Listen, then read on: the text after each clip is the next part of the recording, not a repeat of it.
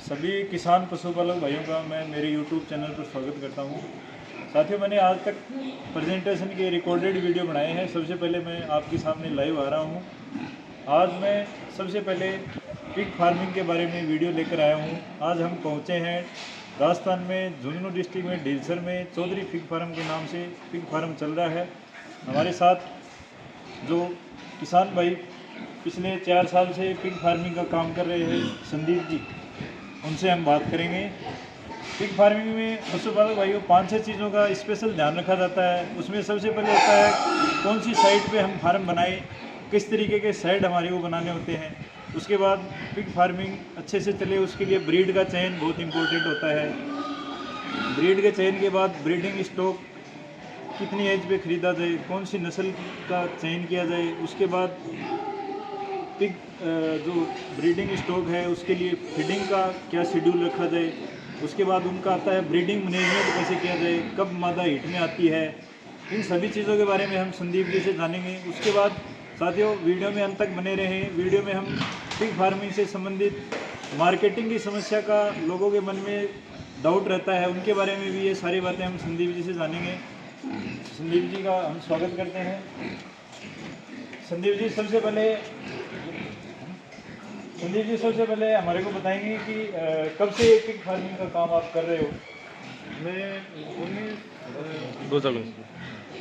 लगभग 2019 से फार्मिंग कर रहा हूँ, जिनमें कठिनाइयाँ भी बहुत हैं, तो इनकम भी सही है। जो कोई भाई करना चाहिए तो इसके लिए प्रॉफिट भी अच्छा है, ऐसी बात नहीं है। सबसे पहले आपने जगह का सिलेक्शन जैसे किया है, आपने गांव से बहुत दूर बना रखा है। तो एक तो ये है कि भाई अगर कोई स्मेल वगैरह की तो इतनी कोई समस्या नहीं है, गांव से दूर बना रखा है, साइट भी आपकी अच्छी है, तो साइट की बात होगी।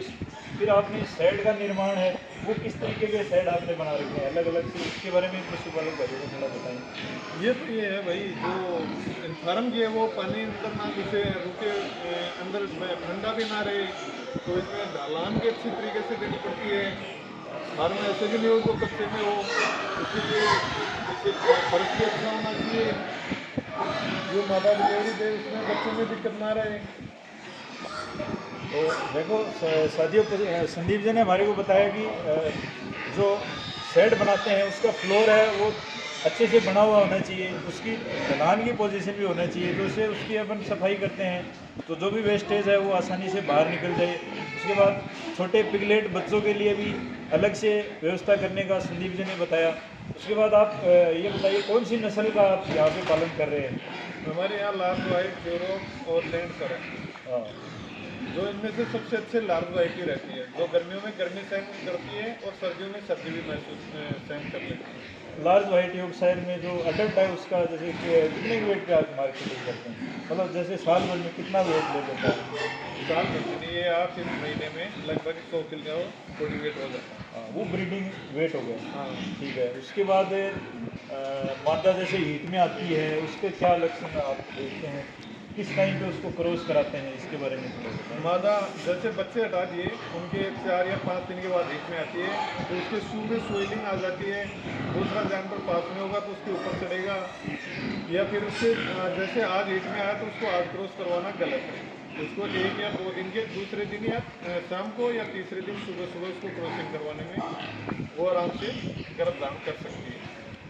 संदीप जी ने फीमेल जो पिग है उसमें मेटिंग के बारे में बताया है। मादा लगभग 3 दिन तक हीट में रहती है। पहले दिन पशुपालक भाइयों को उसकी मेटिंग अवॉइड करनी होती है, दूसरे दिन उसको क्रॉस कराने के लिए बॉयर के पास छोड़ते हैं। उसके बाद प्रेग्नेंट जो फीमेल है उसके लिए अलग से फेरोइन पेन में रखते हैं, उसके बारे में उसका कैसे ध्यान रखते हैं वो थोड़ा सा बताएं। छोटे बच्चों का जैसे क्या। जैसे है कि छोटे बच्चे जब तक 7 महीने के नहीं होगा, जब तक निचोर नहीं होगा, जब तक प्रेग्नेंट नहीं होगी, और लगभग 80 किलो बॉडी वेट से कम में क्रॉस कभी नहीं करवाना चाहिए। ठीक है। उसके बाद प्रेग्नेंट होगी उसका क्या ध्यान रखते हैं आप। होने के बाद उसको अलग अलग बाड़ों में रखना अच्छी बात है। अगर हो सके तो 1 महीना बचे डिलीवरी का, उसके बाद मादा को अकेले रूम में शिफ्ट कर देना चाहिए। जो बाड़ा बिल्कुल सूखा, चूना रहित, साफ सफाई, बिल्कुल उसमें बैक्टीरिया ना हो, एकदम साफ बाड़ा होना चाहिए मादा का डिलीवरी रूम। ब्याने के बाद क्या ध्यान रखना चाहिए? ब्याने के बाद बच्चों में जैसे क्या क्या कोई वैक्सीन लगानी पड़ती बच्चों है? को आयरन और विटामिन का जो इंजेक्शन लगता है वो तीसरे दिन और चौथे दिन लगा दो, वही रिपीट कर दो 13वें और 14वें दिन। तीसरे दिन उसके तीत काटे जाएंगे और चौथे दिन पोंछ काटा जाएगा। ठीक है, उनको फिर कितने दिन तक? हाँ, उसकी खस्सी के लिए लगभग 20 दिन के बच्चे की खस्सी कर देना चाहिए दूध से हटाने से पहले। जब तक 8 किलो बॉडी वेट ना हो बच्चे का तो उनको मादा के पास ही रखना चाहिए, हटाना नहीं चाहिए। बच्चों को जैसे मादा के पास हटाने के बाद कितने दिन बाद हेट में आ जाती है? लगभग 5 दिन के बाद। 5 दिन के बाद हेट में आ जाती है। तो ये हमने संदीप जी से ब्रीडिंग मैनेजमेंट के बारे में जाना है। अब सुअर पालन का जो व्यवसाय है उसके बारे में लोग सोचते हैं कि इनको वेस्टेज खाना दिया जाए या मंडी का एग्रीकल्चर मंडी का जो वेस्टेज रहता है उन पे पालन किया जाता है। साथ ही ये एक भ्रामकता है, जो वेस्टेज खाना है या जो अनक्वालिफाइड जो फीड है अगर वो अपन देना चाहते हैं तो उससे पिग का बॉडी वेट नहीं आता है। समय पर बॉडी वेट नहीं आने पे उसमें मुनाफा भी नहीं होता है। तो संदीप जी से हम जानेंगे किस तरीके का फीडिंग कराते हैं, पूरे दिन इनको खिलाते हैं, किस तरह का फीड देते हैं, इसके बारे में संदीप जी हमारे को बताएं। मैं तो मेरा फीड बना के डालता हूँ बेटा।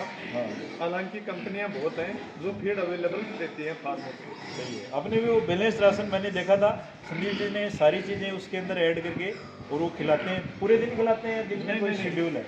दिन में सुबह और शाम को। सुबह और शाम खिलाते हैं। और मादा को जो डिलीवरी दे दिया उनको दिन में 3 बार, और बच्चों को जैसे जितना खाए उतना छोटे बाड़ी के अंदर डाल देते हैं, बच्चे खा लेते हैं और दूध पी लेते हैं। ठीक है। उसके बाद हेल्थ से संबंधित है, सुअर में जैसे बहुत अच्छा वेट गेन कम समय में करने वाला पशु होता है, तो हेल्थ से संबंधित बीमारी से जैसे कोई समस्या ज़्यादा आती है? हाँ, ठीक है। इसके बाद जानेंगे साथियों मार्केटिंग से संबंधित समस्या। पिग फार्मिंग में लोगों के मन में डाउट रहता है कि अगर हम फार्म कर लें इनको बेचेंगे कहाँ, ऐसा कुछ नहीं, है समस्या? ऐसी क्या रहता है रूटीन आपका जैसे बेचने का, मार्केटिंग का? गाड़ियाँ यहाँ से आती हैं डायरेक्ट मंडी से या फिर आप लेके जाती हैं? नहीं, बिल्कुल यहाँ गाड़ियाँ आके लोड करके जाती हैं और उनकी कैश पेमेंट है, कोई दिक्कत नहीं है माल सेल करने में।